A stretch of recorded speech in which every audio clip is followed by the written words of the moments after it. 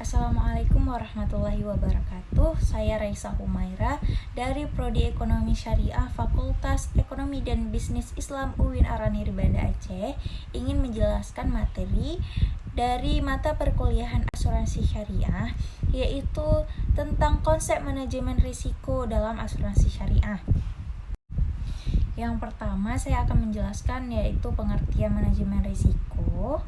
Nah, manajemen risiko ini adalah sebuah proses untuk analisis, identifikasi, evaluasi, pengendalian, dan juga menanggulangi risiko yang dihadapi oleh organisasi atau sebuah perusahaan. Nah, dalam ilmu ekonomi, risiko berhubungan pula dengan pendekatan dan metode dalam menghadapi ketidakpastian dalam bisnis. Nah, ada pula identifikasi dari risiko. Nah, identifikasi risiko juga merupakan suatu proses yang secara sistematis dan terus-menerus dilakukan untuk mengidentifikasi kemungkinan timbulnya risiko atau kerugian terhadap kekayaan, hutang, dan juga personil perusahaan. Berikut ada teknik dalam identifikasi risiko, antara lain brainstorming dengan pihak terkait. Nah, lalu wawancara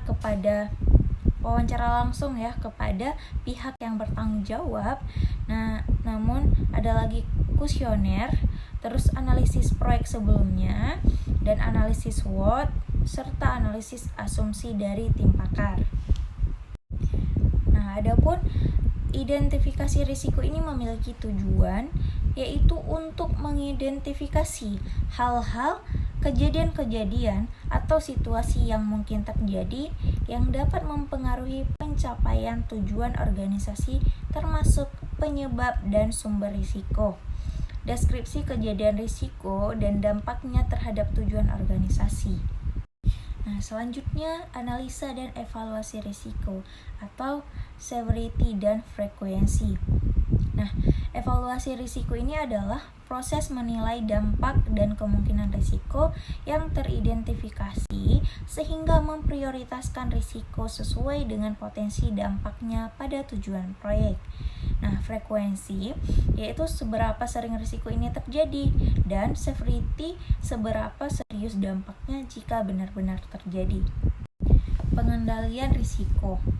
Pengendalian risiko dapat dilakukan dengan cara yang pertama ada eliminasi. Risiko dihindarkan dengan menghilangkan sumber bahaya.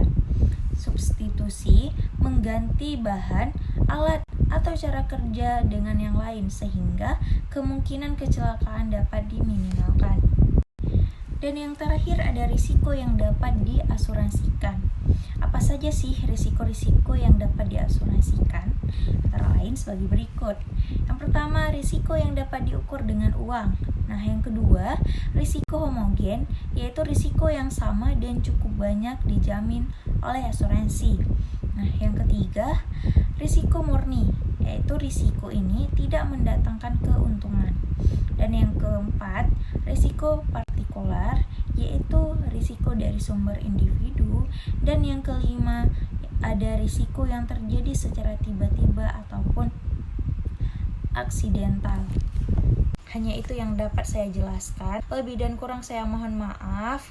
Wabillahi taufik wal hidayah. Assalamualaikum warahmatullahi wabarakatuh.